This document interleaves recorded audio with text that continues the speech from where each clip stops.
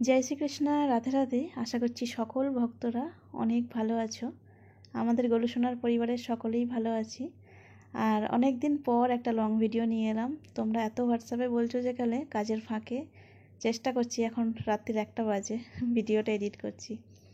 যাই হোক, ভিডিওটা অনেক দিন আগের, ওই ছোট ছোট ভিডিও করে রাখি, তখন ভাবি যে কবে এডিট করার সময় দেবে গোলু, কবে তোমাদের দর্শন দেওয়ার সুযোগ দেবে, তবে আমি হয়তো এডিট করতে পারবো। এসেছিলাম গোলুর জন্য একটু নার্সারিতে কটা গাছ কিনতে। গাছের ভীষণ শখ থাকলেও সময় হয় না, গাছ লাগিয়ে যে গাছের যত্ন নেব একদমই সময় হয় না। বিয়ের আগে খুব প্রচুর গাছ লাগাতাম ছাদের মধ্যে, এখন আর হয় না।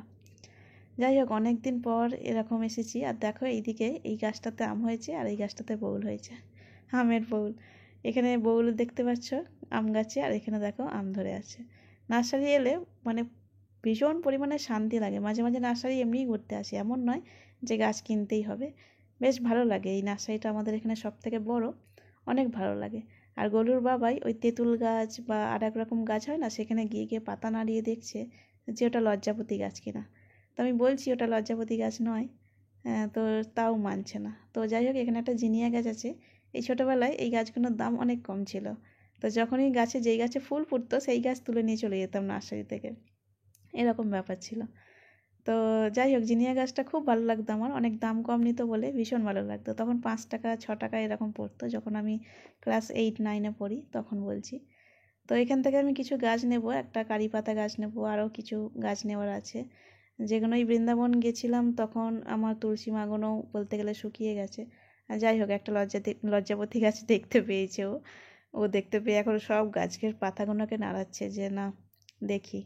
আর এই নার্সারিটা ভীষণ বড়, সব রকমের গাছ পাওয়া যায় আমাদের এখানে। আর এখান থেকে আমি এই গাছটা একটা তুলবো। আচ্ছা, আমার গাছের বিষয়ে কিন্তু কোনো নলেজ নেই যে গাছ লাগাই, জাস্ট যেটা আমার ফুলটা ভালো লাগে দেখতে, যেটা অন্যের বাড়িতে ফুটে থাকে বেশ দেখতে সুন্দর লাগে, সেটাকে আমি নার্সারিতে গিয়ে খুঁজি। নাম জানি না, বাট গিয়ে বলি নমুনাটা যে এই ধরনের ফুল চাই আমার। তো এরকম হচ্ছে ব্যাপারটা। তো এখান থেকে এই ফুলগুলো, এই গাছগুলো কটা নেব, নিয়ে আরও এর মধ্যে অনেক কটা কালার পাওয়া যায়, লালটাও পাওয়া যায়, তো লালটাও নেব, অনেকগুলো গাছ নেব আজকে। তো ওই গোলু যেখানটা বসে, বড় ঘরটায় এখন গোলু বসছে, সেই ঘরটার যে জানলাটা আছে, যারা এসেছো তারা জানো, সেই সাইডগুলোতে লাগাবো বলে। আর গোলুকে দেখার অপেক্ষা করছো তোমরা তো লং ভিডিওটা দেখতে থাকো, সম্পূর্ণ ভিডিওটা দেখতে থাকো, অবশ্যই গোলুর দর্শন পাবে।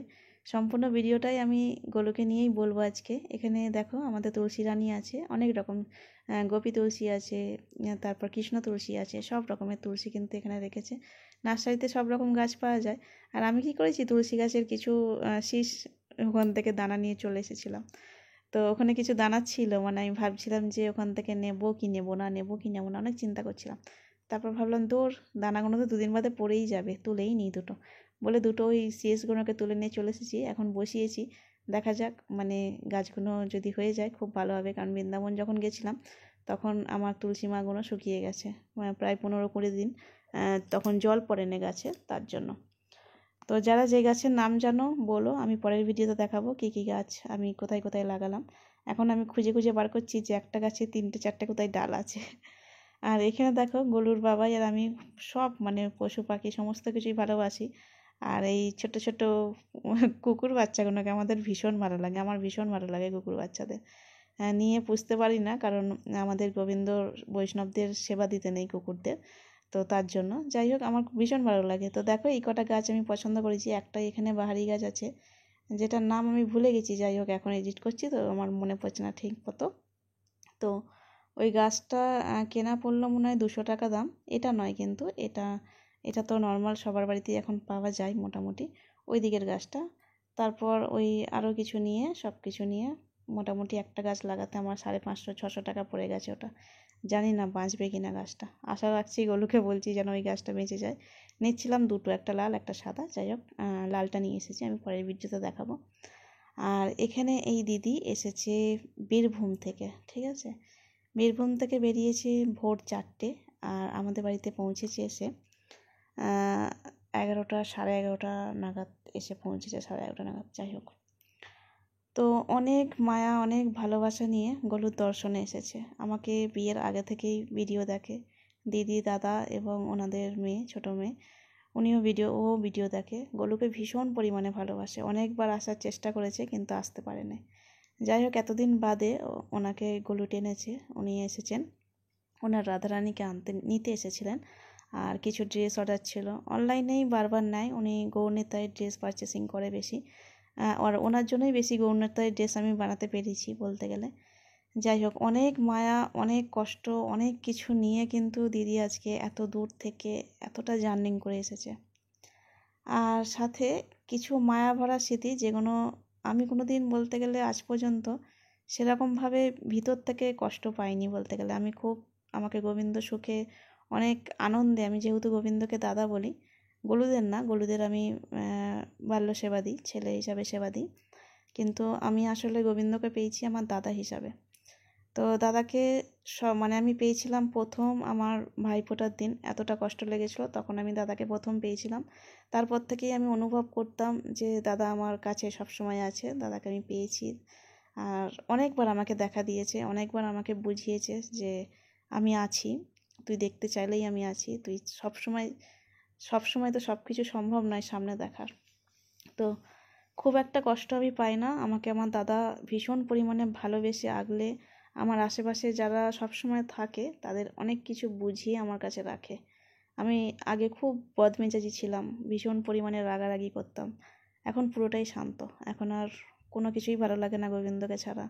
এবং যখনই কোনো ভক্ত আসে আমার বাড়িতে, তখন আমি খালি ভাবি যে এত ভালোবাসা কেন আমাকে কেন, একটা অচেনা মেয়েকে কেন এত ভালোবাসে, কেউ এতটা কিভাবে আমাকে ভালোবাসতে পারে। যাই হোক, এখানে আমার ক্যামেরা দাঁড়িয়ে গেছিলো, তখন আমি ভীষণ ভাবুক হয়ে পড়েছিলাম, ভীষণ পরিমাণে ভেতর থেকে আঘাতটা না, ভেতর থেকে এতটা আনন্দ আর এতটা ভাবছি যে দাদা আমাকে কিভাবে কি বোঝাতে চাইছে। তো দিদি বীরভূম থেকে এই সমস্ত কিছু নিয়ে এসেছে, আর পুরো বলতে গেলে মধুসূদা বাজার নিয়ে এসেছে। আমি সানডেতে যেতাম বাজার করতে, একটু দোকান করতে, তো সেটা আর হয়ে ওঠেনি, সেটা পুরোই দিদি নিয়ে এসেছে। আর এগুলো সমস্ত কিছু নিয়ে এসেছে গোলুর, দাদাকে স্বপ্ন দেখিয়েছিল, গোলু নিজে এগুলো চেয়ে নিয়ে এসেছে। ও চেয়েছে বলে সেটা ভাবছি না, ভাবছি যে আমার ছেলেটা ও কোন দিক থেকে আমাকে কোন দিক থেকে কি বলবো, আর আমি কোনো ভাষা পাচ্ছি না যে এতদিন আজ 2 বছর প্রায় হয়ে গেছে গোলু আমার জীবনে এসেছে, কোনো দিন কোনোভাবে আমাকে কোনো কিছুতে বোঝাতে দেয়নি যে ও আমার পাশে নেই। কিন্তু যখন এই দিনটা ছিল আমার কাছে ভীষণ পরিমাণে স্পেশাল, ভীষণ পরিমাণে এক তো উনি একটা অচেনা ছিলেন, যাকে উনি আমার হয়তো অচেনা কিন্তু আমি হয়তো ওনার চেনা, এরকম ব্যাপার। কারণ ভিডিও দেখো তোমরা সবসময় ভিডিও দেখতে থাকো এবং আমাকে একটা আলাদাই অনুভূতি জাগিয়ে রাখো সবসময়, হয়তো যে আমি এরকম মানুষ। কারণ আমি সবসময় কথা বলি, আমি তো আর সবার সাথে সবসময় কথা বলতে পারি না, কিন্তু আমি কন্টিনিউ কথা বলে যাই ক্যামেরার মধ্যে, ভিডিওর মধ্যে, এবং তোমরা সেটা শুনছো এবং তোমরা আমার লাইফের সম্বন্ধে একটু হলেও জানছো। কিন্তু অফ ক্যামেরায় আমি তোমাদের লাইফের সম্বন্ধে কিন্তু কিছুই জানি না, কোনো কিছুই জানি না। এবং কারা কিভাবে আমাকে ভিডিও দেখো বা কি এতে আমাকে ভাবো, আমি কিছুই জানি না বলতে গেলে। কিন্তু কেউ অচেনা এত তাও আমার কাছে এসে পুরোপুরি শুধুমাত্র এনাকে বলছি না, আমি ইউটিউব থেকে মোটামুটি 28-29টা পরিবার পেয়েছি যারা আমার ভীষণ পরিমাণে কাছের হয়ে গেছে, ভীষণ পরিমাণে ঘনিষ্ঠ। কেউ আমাকে মেয়ে বলেছে, কেউ আমাকে বোন বলেছে, কেউ বেশিরভাগ মেয়ে বোনই বলে, তো কেউ দিদি বলেছে আমাকে। এত কটা পরিবার পেয়েছি যেগুলোকে আমি হয়তো একবার ফোন করে ডাকলেই সাড়া পেয়ে যাব, এরকম ব্যাপার। তো আমার ইউটিউব পরিবার থেকে 9 করে 8টা কি 9টা মা আছে, যেটা আমি সবসময় অনুভব করতে পারি না যে আমার মায়ের ভালোবাসাটা কেমন। তো সবাই আমাকে জিজ্ঞাসা করো আমার ব্যক্তিগত জীবনের ব্যাপারে, কখনোই আমি বলি না, এই ভিডিওর মাধ্যমে কোনো দিন কিছুই বলি না। আর সত্যি কথা বলতে আমার গোবিন্দ এতটাই আমাকে আগলে রাখে, কোনো দিন কোনো কিছু ফিল করতেই দেয় না যে আমার আশেপাশে কারা আছে কারা নেই। কারণ এত ভক্ত রেগুলার আসে আমার বাড়িতে, এখন তো ভিডিও দিতে পারি না, এখন রেগুলার বলতে গেলে ভক্ত আসে এবং রেগুলার আমার টাইমটা কেটে যায়। এক তো কাজের প্রেশার থাকে, কাজের চিন্তা থাকে, কাজ করতে করতে সময় কেটেই যায়।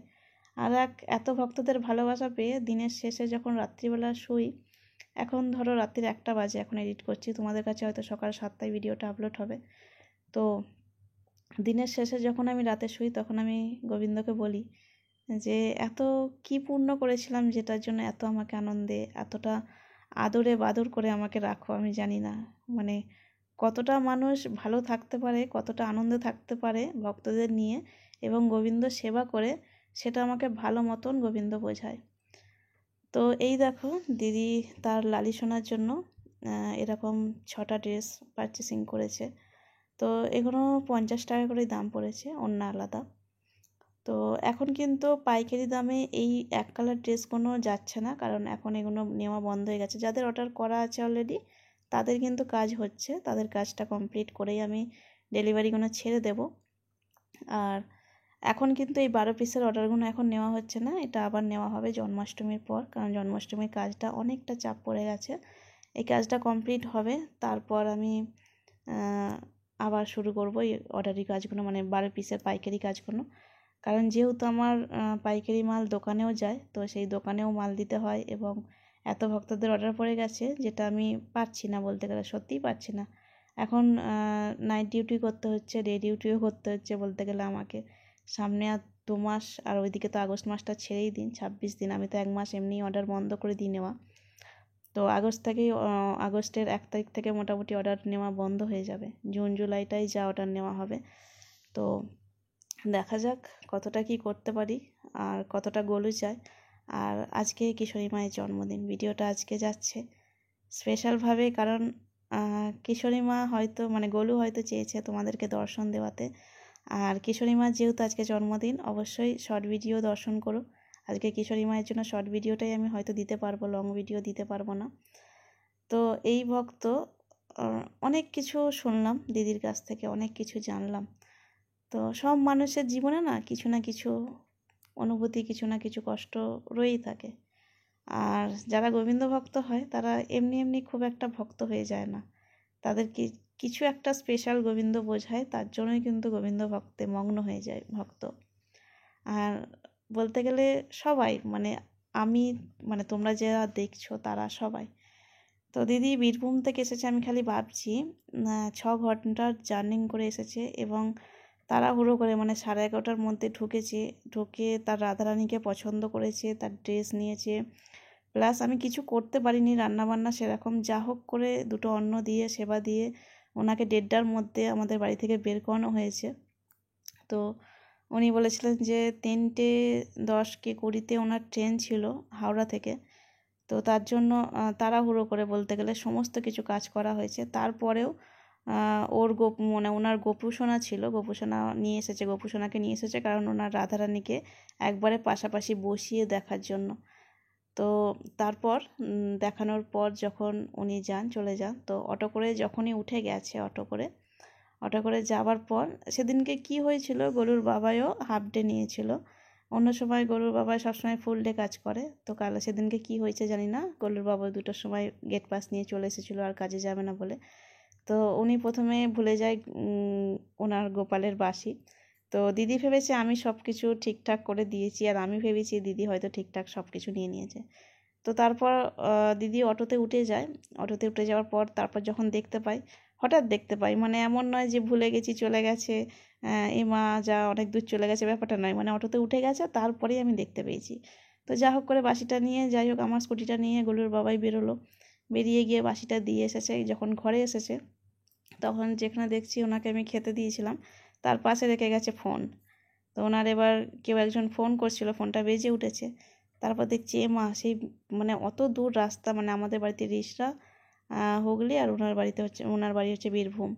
তো 6 ঘন্টার রাস্তা কিভাবে রাস্তায় জার্নি করবে একটা ফোন ছাড়া, একটা একা মহিলা এসেছে, সেটাও একটা চিন্তা। তো তাড়াহুড়ো করে আবার বলি, তো গলুর বাবাই বলে আর স্কুটি করে মনে হয় ধরতে পারবো না, এবার আমার গাড়ি বার করে ধরতে হবে। তো আবার গাড়ি ফাড়ি বার করে আবার গেছে, তখন দিদি চলে গেছে স্টেশনে গিয়ে ওখানেও ভাবুক হয়ে তখন গোলুকে স্মরণ করে বলে যে গোলুকে বলো, গোলু মনে হয় হয়তো আমাকে যেতে দিতে চাইছে না, যেতে দিচ্ছে না, তুমি ওকে বলো আমাকে যাতে না আটকায়, উনি যেন আসে।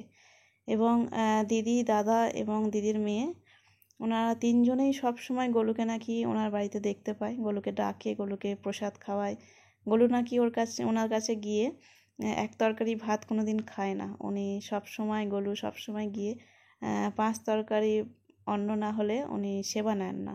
তো গলুকে কোনো সময় মাঝে মাঝে বলে যে গলু আজকে আয় খেতে, খেতে এসে তুই একটু আলু সেদ্ধ ভাত খা, কারণ আজকে অনেক কাজের প্রেশার। তো তখনই কোনো হয়তো বাইরে থেকে কেউ হয়তো সবজি দিয়ে যায়, এরকম গল্প করছে। অনেক কিছু গল্প শুনলাম। গলু গিয়ে অনেক আবদার করে, অনেক কিছু জানায়, দিদির থেকে বেশি দাদাকে গিয়ে জানায় স্বপ্নেতে। তো এই স্বপ্নেতে জানানোর পরেই গলুর জন্য এই মধুসূদা বাজার তার আগের দিনকেই স্বপ্ন দেখিয়েছিল। সেটা আমাদের একটু পারিবারিক প্রবলেমও, আর তার জন্য আমি বেশিই ভাবুক হয়ে গেছিলাম দিদিকে নিয়ে, যে এগুলো দিদি মানে কি গলু আনিয়েছে, কি করেছে, মানে এটা আমার জীবনের বলতে গেলে আরও একবার বোঝানো যে এত কাজের ফাঁকেও সেবা হয়তো ঠিকমতো এখন দিতে। আমি গলুকেও কিছুদিন আগে থেকে বলছিলাম, বাবা চন্দন সেবা চলছে, তুই আগের বছর কত চন্দন সেবা নিয়েছিলিস আমার থেকে, আর কত সুন্দর করে তোর গায়ে চন্দন লেপন করছিলাম। এখন হয়তো পারছিই না, এতটা কাজ চাপ পড়ে যাচ্ছে, কি করব বল তো, কাজ অর্ডার নেওয়া বন্ধ করে দেবো? তো গলু সবসময় বলে যে তোমাকে এমন একটা কাজ দিয়েছি যেটা তোমার গোপাল সেবাই হচ্ছে, তুমি সেবা থেকে তো বেরিয়ে কোথাও কিছু করছো না, তুমি তো পার্সোনাল কোনো কাজ বা কোনো কিছু অন্যদিকে যাচ্ছ না, তুমি তো সবসময় সেই আদরে সেই যত্ন করে তুমি গোপালের ড্রেস বানাচ্ছ, তো কি আছে, তুমি আমাকে অল্প করেই চন্দন লাগিয়ে দাও।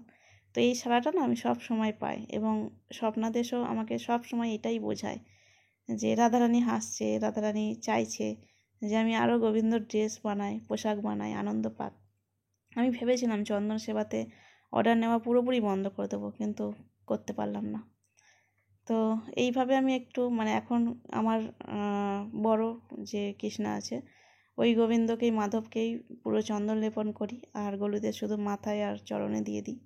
তোমাদের কিন্তু অবশ্যই বারবার বলি যে চন্দন সেবা দিচ্ছ, পা থেকে মাথা অবধি পুরো চন্দনে লেপন করো তোমাদের যদি সময় থেকে থাকে।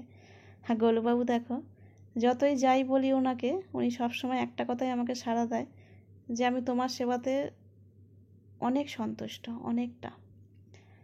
যাই হোক, দিদি যে মধুসূদাগুলো এনেছিল, এই যে এই বাজারগুলো আমার মনে এমন মানে এনে দিয়েছে না, আমার মনে এমন একটা জায়গা করেছে, যেটা আমার গোবিন্দ বোঝালো যে তুই একা নয় বোন, আমি সব সময় তোর পাশে থাকি, তোকে এটা বোঝাতে লাগে না যে তুই কি জীবনে কি করছিস না করছিস, তোর জীবনে কি হচ্ছে না হচ্ছে, যা কিছু হোক আমার হাত আছে, আর সেটার সামাল দিতেও আমি আছি।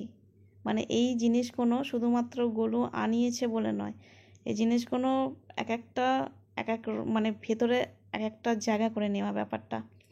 যাই হোক, দাদা যেগুলো স্বপ্নে দেখেছিল সেইগুলোই সমস্ত কিছু পাঠিয়েছে, আর এখানের মধ্যে সমস্ত কিছুই আমরা প্রসাদ হিসাবে গ্রহণ করি, আর যেগুলো গ্রহণ করি না সেগুলো গলু আনাই নেয়। এটাও আমি ভাবি যে যেখানে মানে আমরা অন্য কোনো ফল গ্রহণ করি না সেটাও কিন্তু আনাই নেয়, বা অন্য কোনো জিনিস যেগুলো অনেক কিছু আছে এখানে যেগুলো আমি গ্রহণ করি না সেগুলো কিন্তু কিছুই আনাই নেয়, যেগুলো আমরা আগের দিন বাজার আনবো বলে লিস্ট করেছিলাম। ঠিক আছে, কিশোরীর জন্মদিন আজকে, যেহেতু আমরা এই লিস্টটাই আমরা পুরোপুরি কমপ্লিট করেছিলাম, তো তার আগেই গলি এগুলো নিয়ে চলে এসেছে। এগুলো তোমাদের মানে বোঝাতে পারবো না যে আমি কি মায়ায় পড়ে এগুলো মানে বলতে চাইছি না অনেক কিছুই। যাই হোক, গলুর হাতে যে 2 টাকাটা দেখছো না, এই 2 টাকাটা হচ্ছে ওই দিদির মেয়ের প্রথম ইনকাম। এটা কেন বলছি শোনো, এটাও একটা মানে শুনেও বুকের ভেতরটা যেন ধড়াস করে ওঠে ব্যাপারটা। তো ও গিটার বাজাতে ভীষণ ভালোবাসে, ও ছোটোবেলায় যখন গিটার বাজাতো, একবার হয়তো গিটার বাজিয়েছিল, কেউ হয়তো ওকে টাকাটা দিয়ে বলেছিল যে এই গিটার বাজানোতে যেরকম গিটারটা বাজালি সেটার তুলনায় তোকে আমি ভিক্ষা দিলাম, এই 2 টাকাটা ভিক্ষা রাখিস। তো তারপর আরও অনেক কিছু বলেছিল, যাই হোক সেগুলো আমি আনতে পারছি না মুখে। তো তারপর থেকে আজ 6-7 বছর হয়ে গেছে, এই 2 টাকাটাও অনেক সামাল দিয়ে রেখেছে, অনেক আগলে রেখেছে, আর ভীষণ পরিমাণে নাকি কেঁদেছিল আর কষ্ট পেয়েছিল, মা বাবাকে এসে বলেছিল। তো ওর মা মানে ওই দিদি এই 2 টাকাটা নিয়ে এসেছে, আর ওই বোন এই 2 টাকাটা পাঠিয়েছে যে গলুর হাতে দিও ওকে, আমার প্রথম ইনকাম। তো যখন বলছিল, এখন আমি বলছি, দুটোতেই আমার চোখে জল চলে আসছে। এরকম মস্তিষ্ক যাদের থাকে তাদের বলি, এই 2 টাকাটা এই যে গলুর হাতে কোনো দিন এখান থেকে আর বেরোবে না, আর আমি মারা গেলেও এই 2 টাকার সামাল দিয়ে আমি ঠিক যাব, মানে এই 2 টাকাটা আমি যত্ন সহকারে এমন কিছুভাবে করে যাব এই 2 টাকায় যেন সারা জীবন গলু নিয়ে থাকতে পারে, এটা গলুর মানে এমন একটা দক্ষিণা গলু পেল যেটা সারা জীবন আঁকড়ে রাখার মানে আমি হয়তো নাও থাকতে পারি কোনো সময়, গলু যেন সারা জীবন এটাকে আগলে রাখে, এটাই আমি বলবো। আর আমি কয়েনটাতে লিখেও দিয়েছি গলু যদি কোনোভাবে প্রবলেম হয়, আর ওটা দিয়ে কোনো কিছু ব্যবস্থাও করব যাতে গলু সবসময় নিয়ে ওটা রাখতে পারে। তো যাই হোক, এরকম যাদের মস্তিষ্ক থাকে ছোট বাচ্চাদের আঘাত দেওয়া, তারা কখনো জানেই না যে ভগবান কি, প্রভু কি। তো আজকের ভিডিওটা এই পর্যন্তই। ভালো থাকবেন, সুস্থ থাকবেন, নিজেদের খেয়াল রাখবেন। রাধে রাধে।